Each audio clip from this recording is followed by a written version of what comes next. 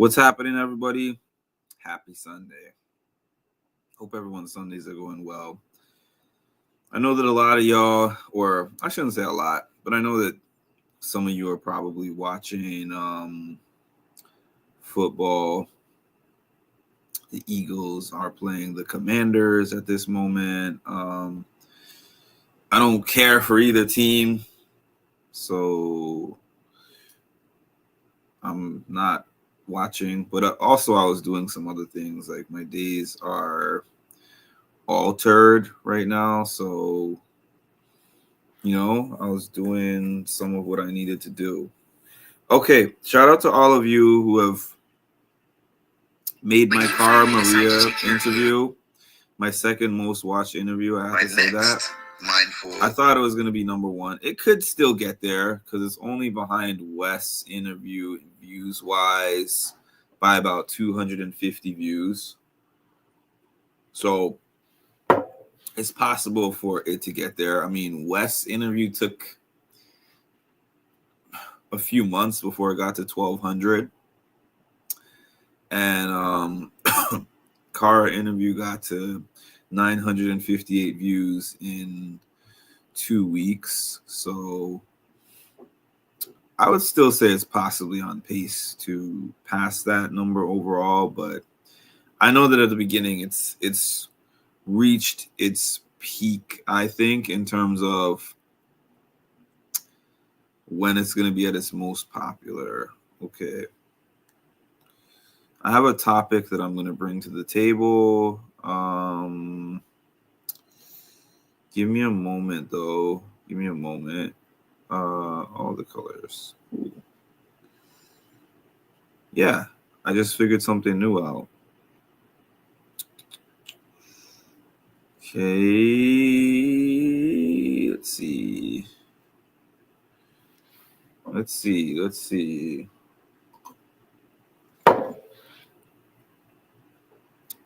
Select. Remember chosen topic for a live. I'm trying to do this every live now so that I can do something a little different. Okay.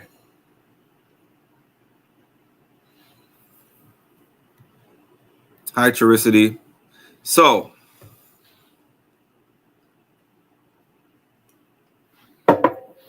hold on. Let me double check and make sure. Oh, don't be afraid to start over. Okay.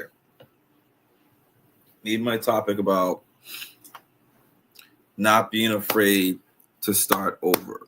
Have you ever done something for a very long period of time and then felt like you are continuing along that path because of how long that you've already gone through with it? Now, in some cases, this stick-to-itiveness is an awesome thing. And I'll give you an example. There have been certain races and fitness competitions that I've done where I cross the start line and within the first 10, 15 minutes, I'm like, I'm in over my head here. I want to just stop with what I'm doing. And then as I keep going, I feel more pain. I feel more self-doubt. But I'm like, I want to get to that finish line. And I've been going so far. So like I've been doing this for so long that I'm way too committed to be able to just, hi Cass and hi Vicky. I've been in this too long to feel comfortable just stopping and quitting outright. So in those cases, it's a good motivation because I know there's a start line and there's an end line. And no matter how I feel in between those lines, unless I'm injured or there's some specific reason why I should stop, there's no real reason why I should stop aside from just feeling pain and self-doubt. I know that I had a mission when I started that race, and my mission was to cross the finish line. So unless it's unsafe for me to do so, I am going to cross that finish line no matter what. Now, in some other cases, right, let's say that I decided I want to be, let me think of an example. Let's say that I decided I want to be a race car driver, right? I just made that decision because I watched some NASCAR on TV, and then I looked up some videos about some NASCAR drivers and some how-to videos, and I was like, I think this would be a cool career, right? And then I start doing some driving for NASCAR, and I find that when I do it, I'm not good at it, and I don't really have a drive for it. And in theory, I thought that I was going to love it and be good at it. But I'm like, you know what? I made this commitment to being this NASCAR driver. So I'm going to just keep going and pushing at it. And then I spend years and years and years, and I just fail over and over again. And I don't feel happy while I'm doing it. But I just continue because the years are starting to pile on. It's almost like you're in this bad relationship and you want to leave. But you're like, I've spent too much time to leave. I've literally seen, I'm not going to say who, but family members in that position before. Actually, I can say this generically because I know this of more than one couple in my family where they're like, there's more years behind me than ahead of me with said person. So therefore, I am not going to leave just because of that. Like, it would just be too much of a strain on me. It would just be too difficult for me to do at this stage. So I'm going to stick around for that, right? It might be slow to get to where you're trying to get to, especially if you are starting from scratch, right? But you're never going to get to the destination that you're trying to get to if you're on the wrong track. And I'm going to say that again. You're never going to get to the destination that you're trying to get to if you're on the wrong track.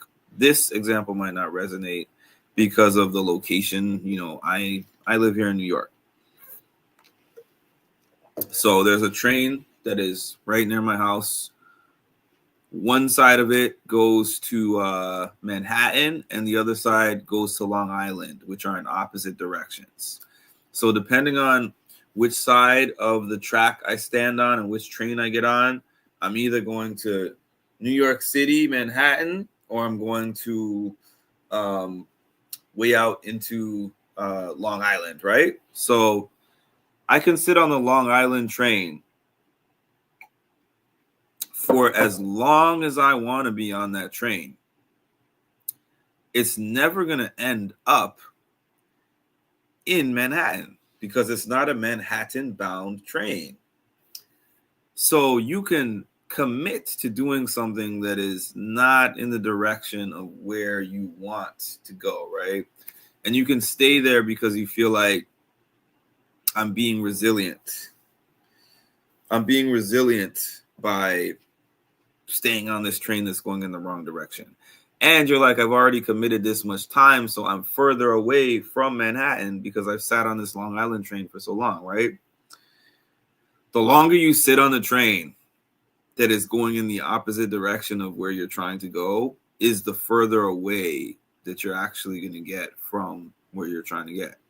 So as much as it might suck, the only way to reverse this is to be like, okay, now I am in Westbury. That's a Long Island town for anyone who doesn't know.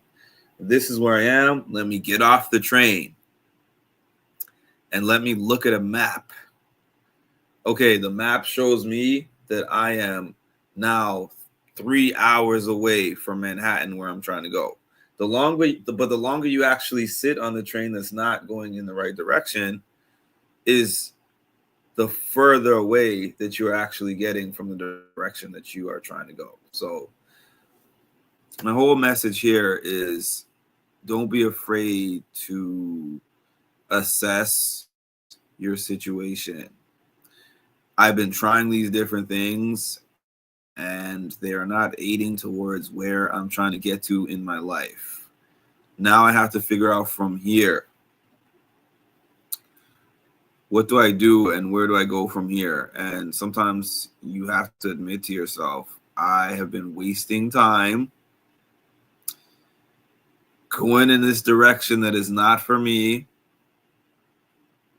And now it's time for me to start moving differently. It's time for me to start doing different things. And don't think of that as a failure, because one of my favorite sayings is like, life is fluid, okay? Meaning that there's so much nuance to it and there's so many moving parts. Something could feel like the right thing in the moment right now. And then you can come to find out that you were going in the wrong direction the whole time. It's not a failure. It's just we are in like a constant state of discovery and rediscovery about where we are and about who we are and about where we're going.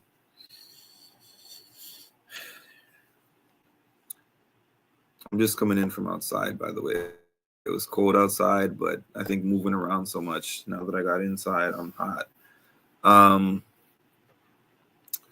No reason to stick to things that aren't serving you, but if you're just wanting to give up because it's hard, that's different. Yeah, it's two different things. Never been on the train, but I get the concept. Hello, Ma. I've been on trains, but only for fun and never to actually get anywhere, if that makes sense. That must be fun.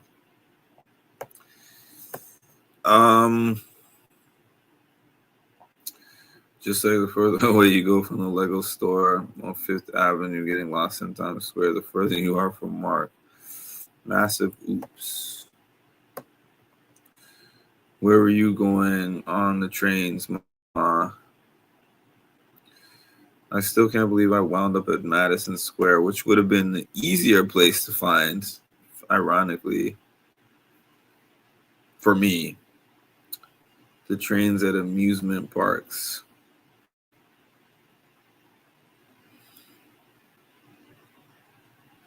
And I think sometimes our egos get in the way as well. Because it's like, okay, I'll give you guys a better example that you might not be able to relate to, but you'll be able to understand anyways. I've always loved photography. I've always loved taking pictures, and I love taking videos and everything.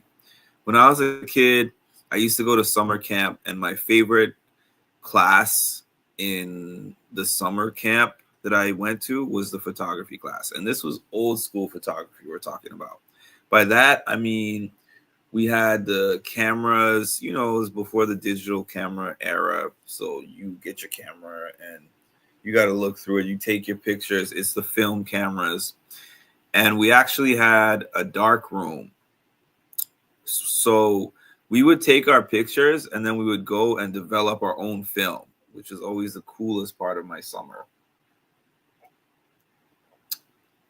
So I remember from a very young age, I always loved photography.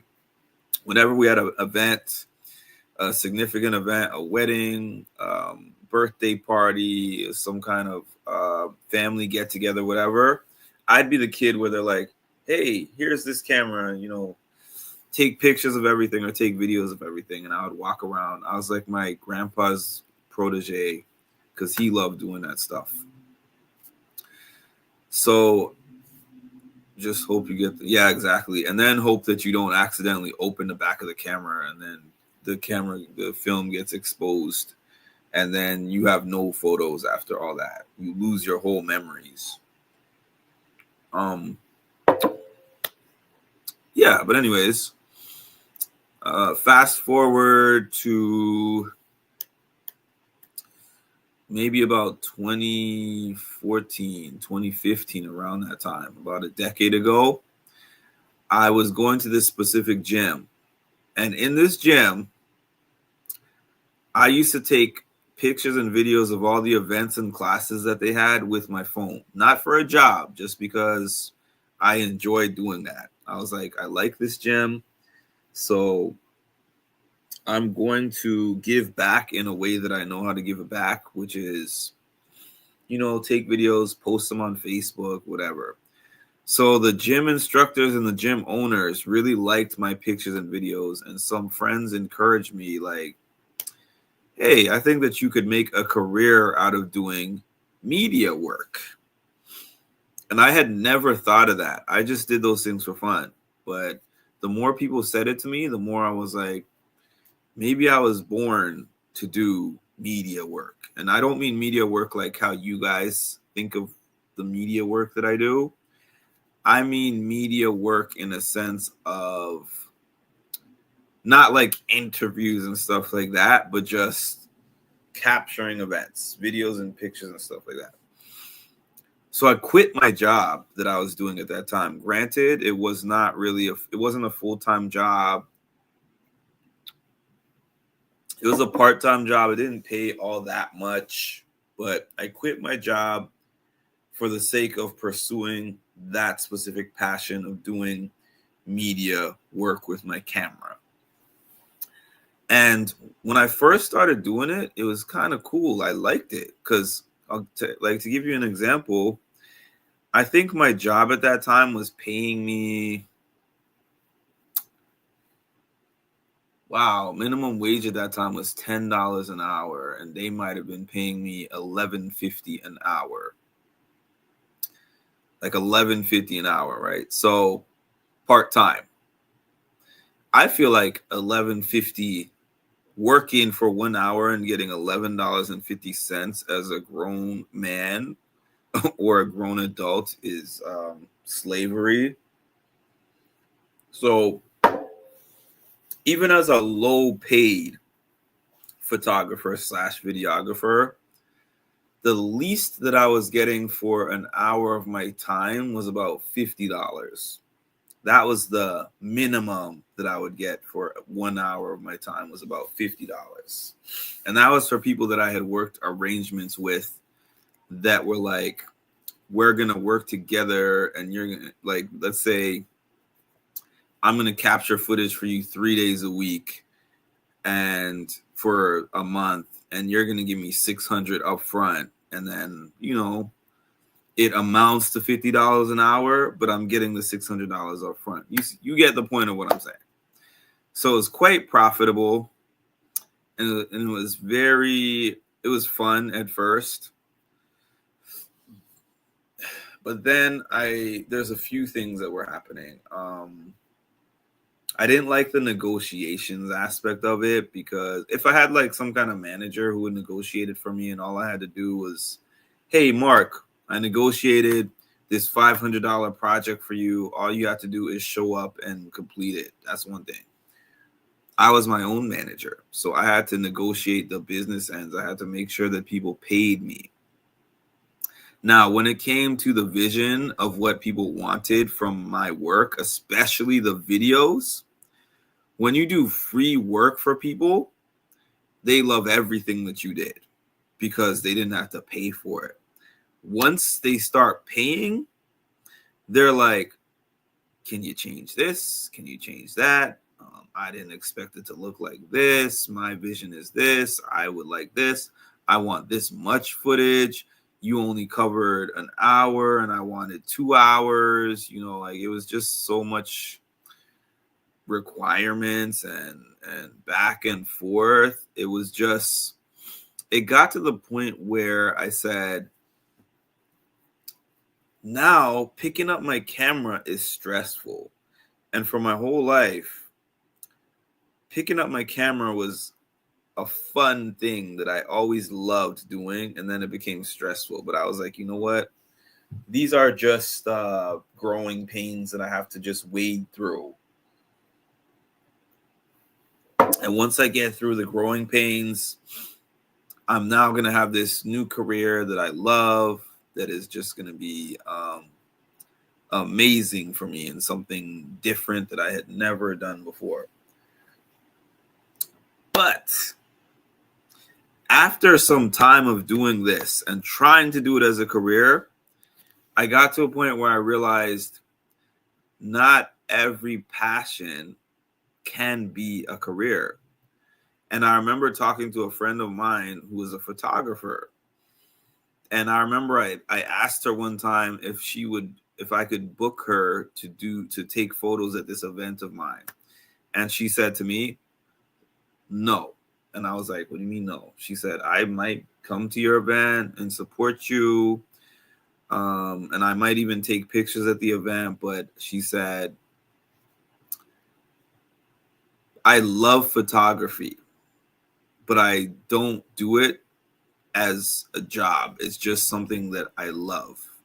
And if I started to do it as a job, it might not be something that I love the same way anymore. And when she said that at that time, I was like, please, like, she's excellent at photos. Like, why would you not take the money if it's something that you're talented at and that people are willing to pay you money for? Until I had my own experience where I learned not everything that you're good at that people are willing to pay you for should be a job.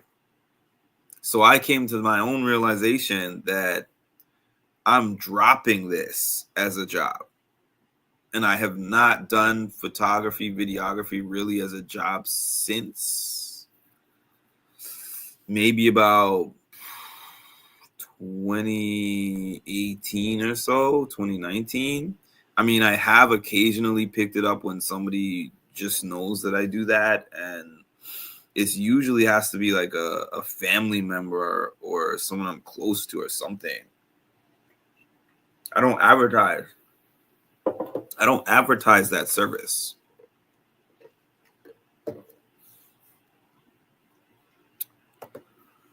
Sometimes hobbies can turn into careers and some exactly.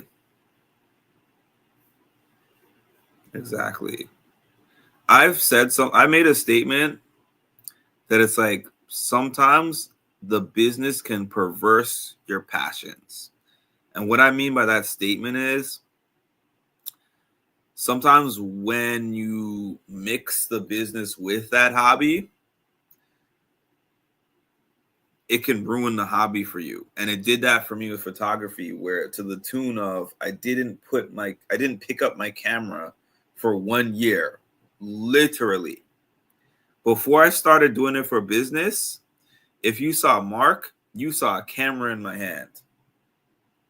If you didn't see a camera in my hand, you'd be like, what's wrong with you? Are you feeling okay? Right? But because of all this like mixed up business stuff that was happening that I wasn't liking, it took away my joy of holding the camera. Now I'm back to a point of I can pick the camera up again as a hobby, but 1 year, literally 1 year.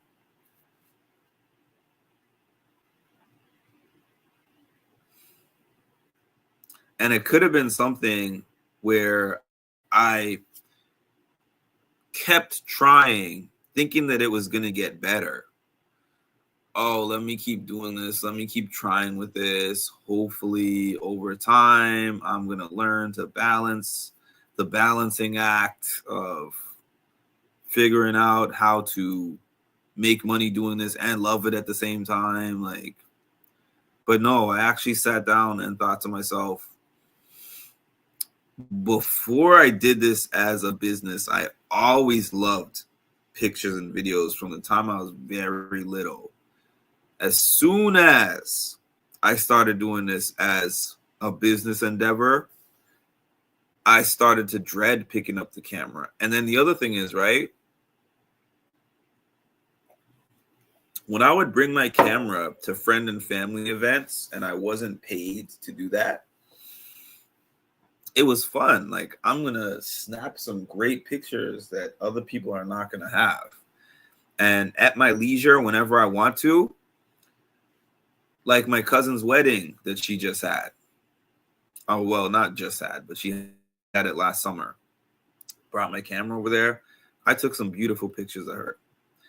And maybe like 2-3 months after the wedding, hey cousin, I took a bunch of pictures of you, you and your husband, and wedding pictures, reception pictures, whatever. Here they are. She loved all of them. She wasn't expecting them, right? So, but if she had hired me, it's not like, hey, I took these wedding pictures of you and you can get them whenever I feel like sending them. She's going to now be hitting me up and she's going to have expectations. Hey, so when are you going to get these pictures to me? I'm waiting for them. The family is waiting for them. You know, I paid you your money. Or then she might look at some of the same pictures that she loved because they were free and be like, I was hoping for this angle. I was hoping that you caught a shot of this. I was hoping that you got a shot of that. I've experienced all of that.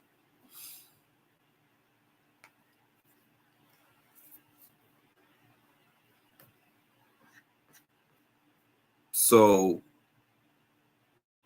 my message is, like I said in the title, don't be afraid to start over. It doesn't matter if you've been doing it for 5 minutes. It doesn't matter if you've been doing it for 30 minutes, 2 days, a year, 5 years, 10 years. I feel like there's no amount of time that you've done something too long to be able to do something else. I've read stories of people. It's not verifying your super chat. I'm not sure. I've read stories of people who did something for a really long time, and then when they were like 80, 90 years old, they found a totally different thing that they never expected, you know?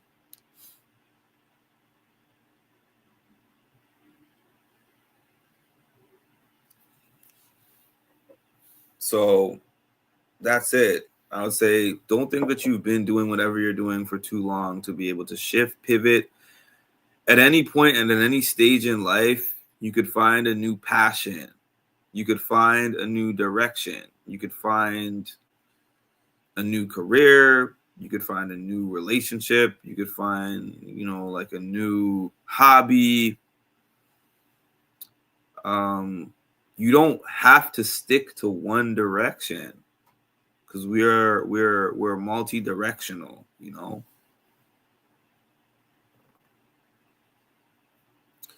Sometimes in life we need a reset for many different reasons. Wrong position, stuck, unhappy. It's true. It's true. It's not verifying my super chats. I try to say, well, thank you for trying, Ma. Appreciate it. Thank you, Charicity. I want to put that comment back up here, though. Sometimes we need in life, we need a reset for many different reasons, which is absolutely true. There could be so many different reasons for that reset. And it can be liberating because when you're in that situation and you're in that position,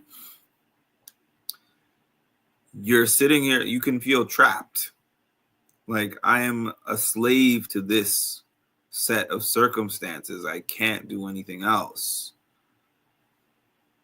And then when you actually are like, I'm going to get out of this situation, and then you get out and you start doing something else, you can say to yourself, you end up saying to yourself, I should have started doing this path a lot sooner. I'm laughing at that. This is my last attempt. Thanks, Ma.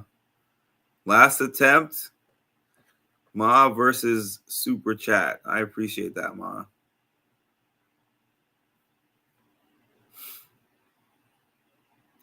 The reason I'm throwing these goals in here now is because, like, especially my members know of my present circumstances. So you're gonna see me more on YouTube and you're gonna see me less in the car.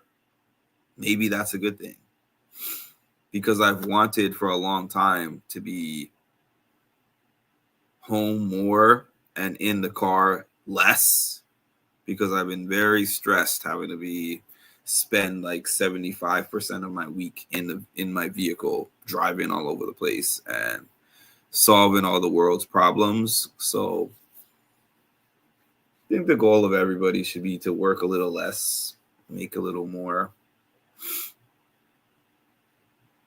That's my goal anyways.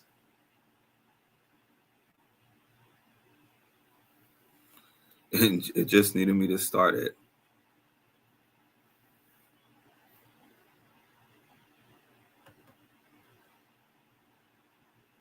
Way to be the real starter. Let me see what it shows me on my phone. It shows me on my phone that there's 1 minute and 32 seconds and 2 out of 10. So we need 8 people in the next 1 minute and 16 seconds, and we don't even have enough people on here to do that, but that's okay. I am appreciative nonetheless. By the way, it's funny that I told you guys that I want to get out of my car, but I did Instacart today, so I spent a lot of time in my car.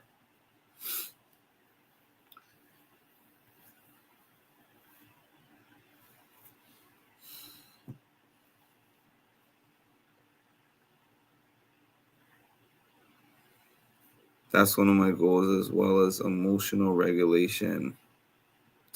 You know, I'm very good at emotional regulation, I feel like. But some people don't think that I am, but I feel like I am.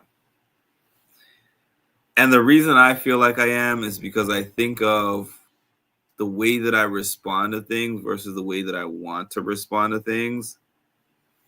If people got my raw responses to how I want to respond to everything, they would say that I'm excellent at emotional regulation.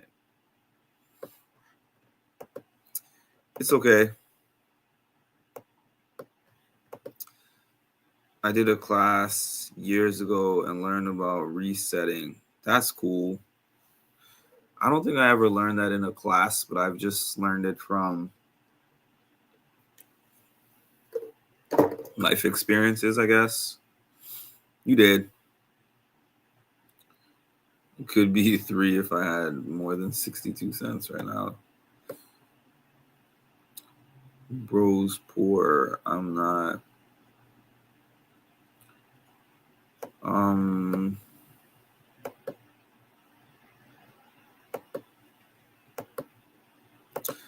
I wouldn't. Okay, so I wouldn't actually say I'm patient. I think patience is not one of my strong suits, even though everyone who knows me would disagree.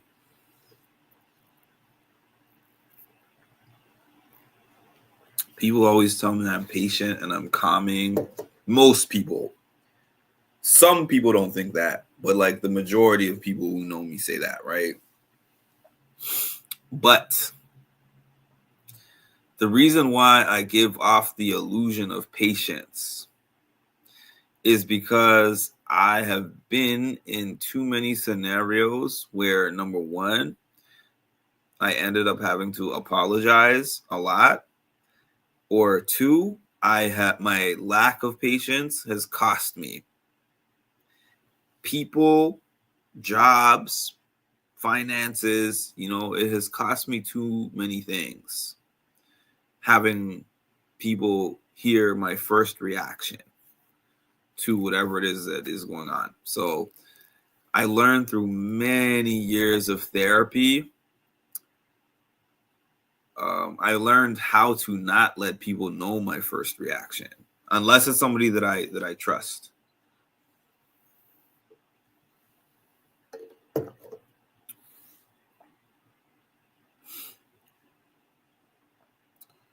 If Ma's saying that about me, it's true. Now Now I can relate to the commoners because I am poor indeed. But I do also feel like anything that you lose in life, you can, as long as, as long as this thing is still working, your heart is pumping, your brain is working, anything that, like, especially on a financial level, anything that you lose, you can get it back. And I'm currently figuring those things out for myself.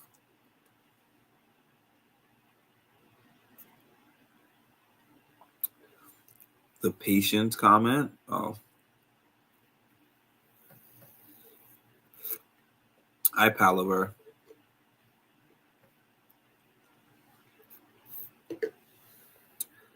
I say this all the time. Well, not all the time. I've said it a few times on here. I feel like there are some people in this world who are just innately patient. It's Dunkin' Donuts, um, brown sugar, iced coffee with brown sugar syrup, 2 creams, and 2 espressos. It's one of the seasonal items, as you can see by, let me see, the Santa on here, and what is that, a snowball and like a gift. Yeah.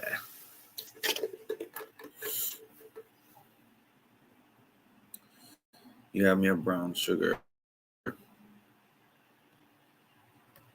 Dunkin' Donuts, miss those. I've had lots of life experience and lots of leadership development.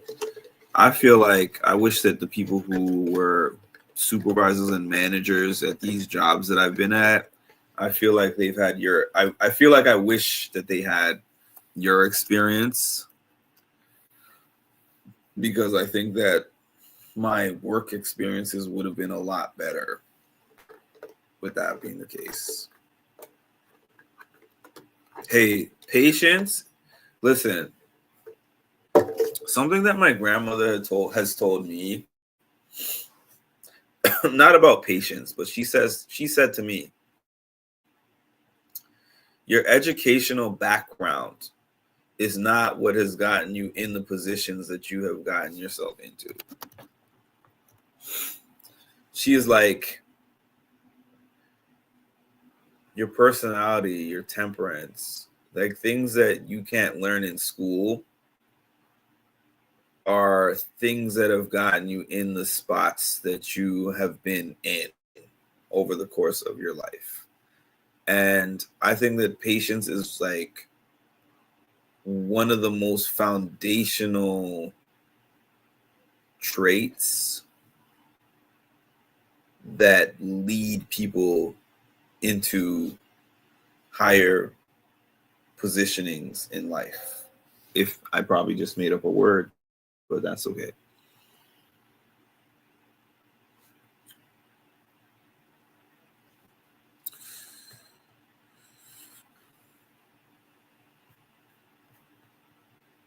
And yes, your experience would have been better, but it's like I've been to so many different jobs, and at this point,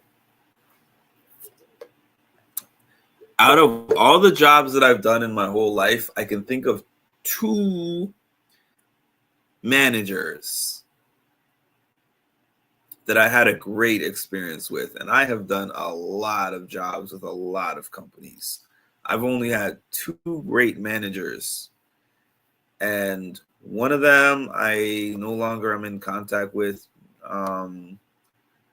The other one I have not contacted in quite some time, but I do have their contact information.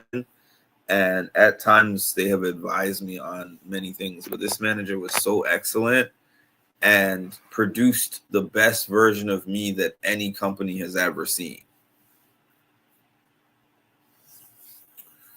Your growth is personal. Some peeps get it learning and some get it in practical life. Thanks, guys. Not slaying. I'm just committed to the human experience based on what I've been through in life. You know what? And I'm going to be off here in like the next 10 to 20 minutes. I might make it an hour. I wasn't planning to make it an hour. This was going to be a 30-minute video, but I appreciate the commentary. And then you can also thank Ma and Charicity for the super chats. I'm kind of extending it a little bit for them also. Yeah, there's no formula. Yeah, that manager, those two managers got the very best version of me. And it's not like I depend on my manager like about my job, but when you are with a company where you feel like your manager is actively working against your success, it certainly changes your demeanor and your outlook.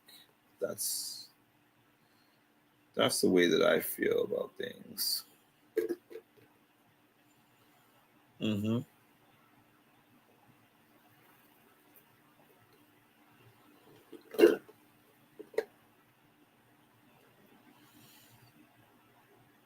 My apologies. So a couple of things that I want to do with this channel.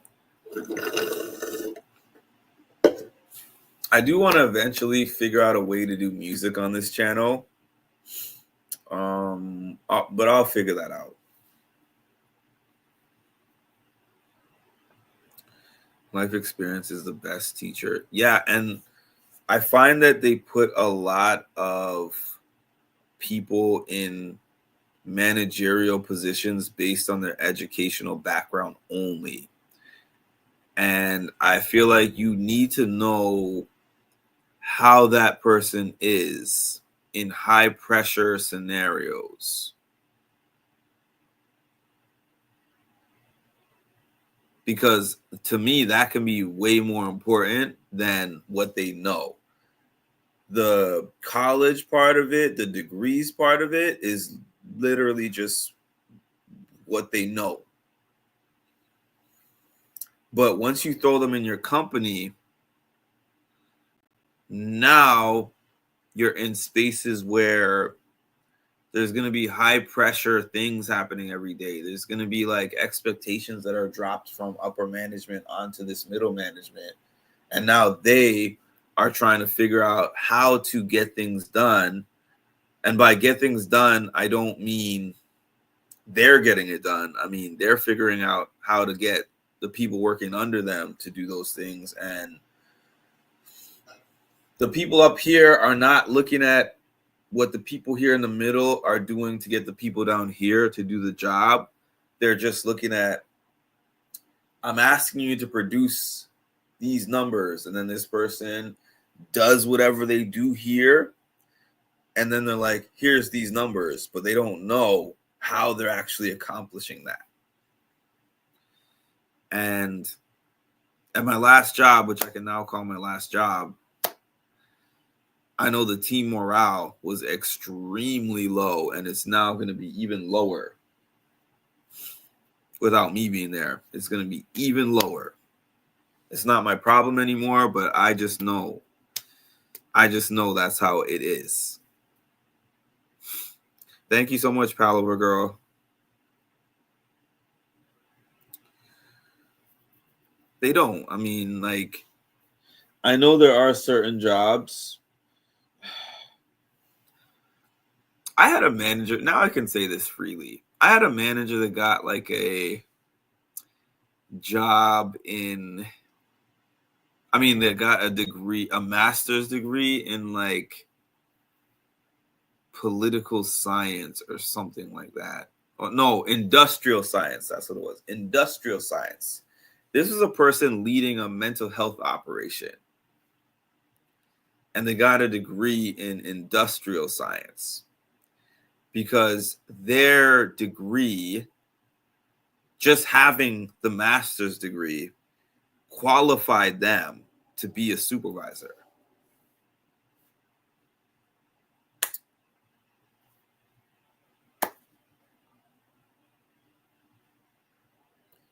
What did you do in the trenches? You know, like, what does that degree even have to do with the people that you're leading and the work that they're doing? And how does that prove that you are fit to supervise a team of 15 to 20 people? I don't know.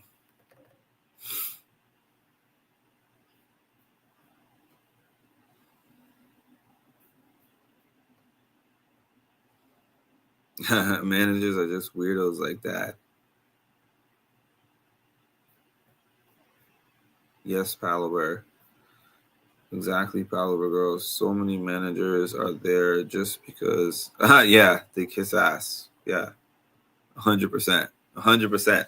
That's the reason why I think I've never found myself in a managerial position, because I have never been willing to do that, and I never will. I'm sorry. Maybe it would have been easier for me in life to get places, but I just can't change who I am to that extent. I literally have living proof that degrees are not for everyone. My kids drove me nuts because they said no university. They're fine. You know, I told my mom no university. I did go to university eventually, but I know when I first got out of high school, I told her, no, I don't want to go to university. And boy, was she mad at that suggestion. And so was my dad. He was furious. Like, you're going to reject getting further education? I will. The famous line, I'm not going to say who said it, but those of you who know what I'm talking about will know exactly what I'm saying. I brought you into this world, and I'll take you out. That was not literally said to me, but it was said to me also in not so many words. I brought you into this world, and I'll take you out.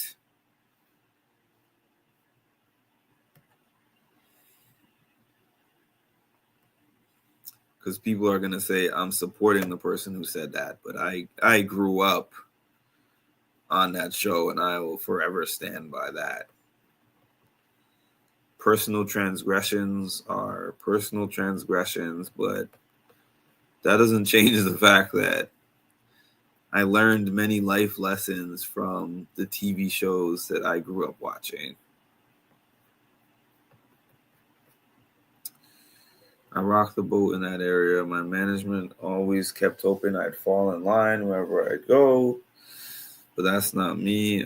I do too. And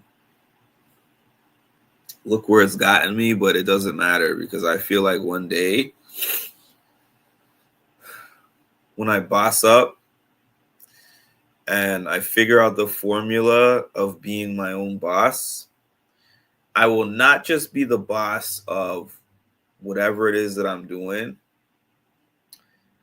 but I'm also going to speak out against all these different things that I've been scared to speak out on all over the years. I talk to you guys in very general terms because I'm well aware that nowadays a manager can hop on your Facebook, your YouTube account, your Instagram, and look at the things that you've said online and choose not to give you a job because of that. I've heard hiring managers actually say that they have looked on the internet for the things that people have said on their internet accounts, on their online accounts, and not hired somebody because of what they said online. So that's why I'm always like very careful with my words, but there's going to come a time when I make enough money and I'm independent enough that I will speak. Because there's one thing about me is that I want to make the world a better place for the people who come after me, because our time on this earth is limited. All of us. Maybe some people are closer to the end than to the beginning, but we all have an end. We all have a beginning and an end. And I don't just want to be here just to make money and die. Like, I want to actually do things that are impactful for the world around me and for the world after me. I really do.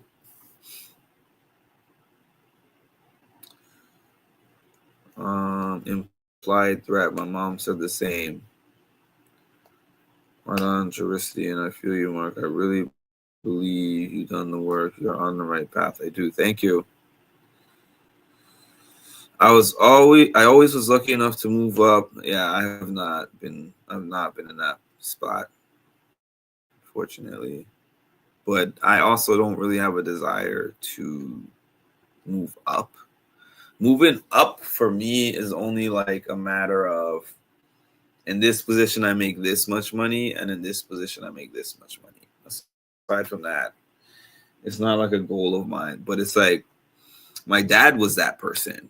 My dad was that person who started here, and everything that he did from a certain point in his life was just ascension to a next spot on the corporate ladder. And I've never been that person, and my mom has never really been that person. My mom has been offered, but she's always like, I mean, in her working days, she's not working anymore, but her stance was always like, I don't want to lead. I just want to do my job and go home. To an extent, that's my stance too. And my reasons might be a little different than hers. Her reasons are, I don't want the pressure of having to lead people and the expectations of the administration. My reasons are more like, it's not my company. So unless I happen to find a company that their mission and their goals were like so aligned, so incredibly aligned with my personal goals and visions and my mission, to where I'm like, it's intertwined. How I feel is synonymous with how the company feels. Then I would be like, yeah, I would love to move up. But if it's not that, I'm like, I want to just form my own company. And people have acted for years like that's such a radical thing for me to say. Like, why go through all the hardship of building something from the ground up versus just finding a company that pays you well, where you don't have to assume the risks. Your salary is guaranteed. You're not investing your own personal money to make things happen. Give me all of that. That's not for everybody, but for me, give me all of that. I don't consider that hardship. I consider that purposeful to me. Been in so many higher positions. I want to do things that will help my family, bring me joy, and are impactful in any way. Me too. Thank you so much for the super sticker, Palaver girl. Appreciate you. That's really nice to hear, Churicity. Yeah, Churicity is that's special, to be able to move up in your given fields just because of, your work ethic and the respect that you command, and with also not bending and confolding and conforming. So, you must have been a treat, really, something that is so different from the norm that they had no choice. They always needed me to be telling others how to do the job because I'm worried about doing it right. My standard was far above, but that's just who I am till I'm not valued. I can relate to that. I can relate to that last part of what you said. When I'm valued, I go above and beyond. When I am just another name, another number,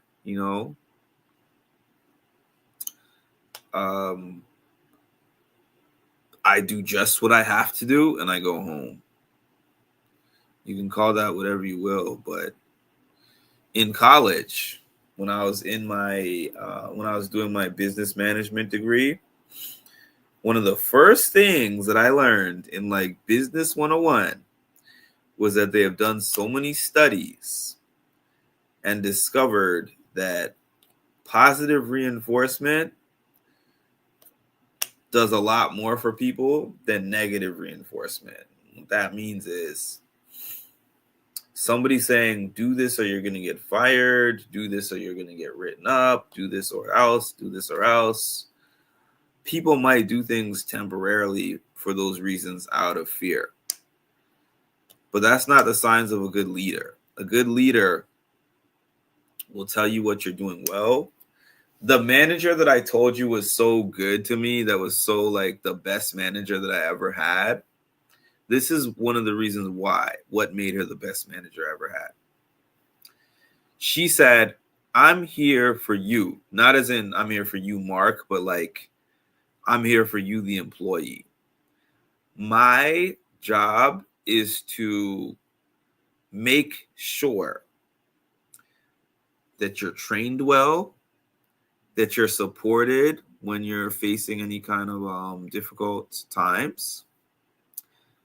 I give you all the tools and resources for you to have the best chances of success at the job that you're doing. Now, if I do all of that and you just show that you're incompetent, you know, it is what it is. You're out of there. But I would rather train you, spend extra time helping you learn how to do things well and correctly versus being like, get rid of him or her and let's bring in a whole new person that I'm going to throw ish at the wall and see what sticks. And if they just happen to be really good on their own, we got a gem. But if not, we get rid of them and go through a whole new hiring process. We use more resources. Like, she told me that it's better to cultivate an employee that you already have than to try to guess on somebody that you don't know and build them up again from scratch. That made so much sense to me. And I've been with so many companies who don't follow that philosophy. I'd rather get somebody, have them for a month and a half, 2 months, fire them, get somebody else, and then just keep going through that cycle until I have this miracle employee that comes in ready-made, ready to just do the job and just conquer the world on their own without the support and without the training.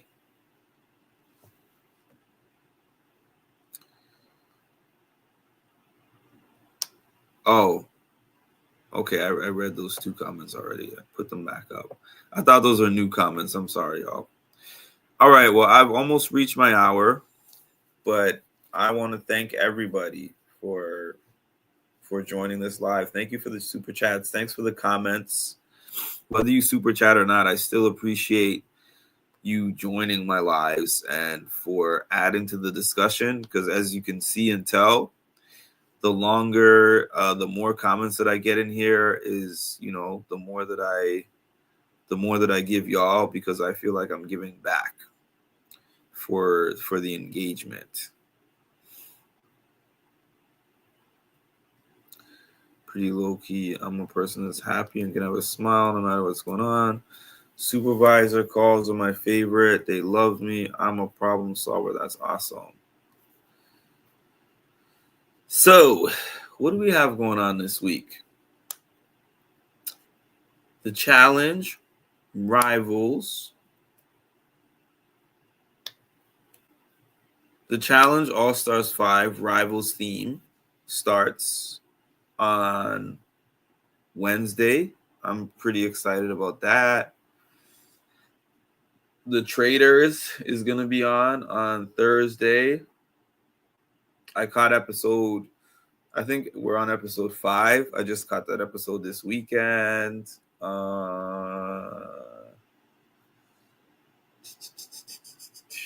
That that's the only two things. That's the only two competition shows that I'm watching right now, to be honest. So I don't have a lot of reality TV content at the moment. I know that Survivor is starting again in February. I'm for sure going to be at that premiere party because I've missed like 4 Survivor parties. I'm for sure going to be at that premiere party, but that's a month from now. So I'm pretty sure most of my lives that are upcoming are just going to be me talking about my life. And if you rock with that, thank you. If you don't, you can wait until Big Brother starts again. Big Brother starts again probably 6 to 7 months from now. So that's okay for those who are only here for that, because that's only 3 months a year. But I always say, if you guys have suggestions for me on what you want me to talk about, throw them in the comment section and I'll get to them. Just nobody has really given me any since I've asked that. Thanks, Chiricity. Happy Sunday. You're braiding your hair. I can't remember what I'm watching right now. Danielle stresses me out every episode. I rock with it, no doubt. This might be the best compliment you've ever given me. I'd listen to you talk about your about socks. I need to screen capture that one. Save it for the collection. All right, y'all. For those of you who haven't, please make sure to like, comment, and subscribe, and hit the notification bell to get notified of when I drop some more amazing content. Thank y'all, and have a good evening.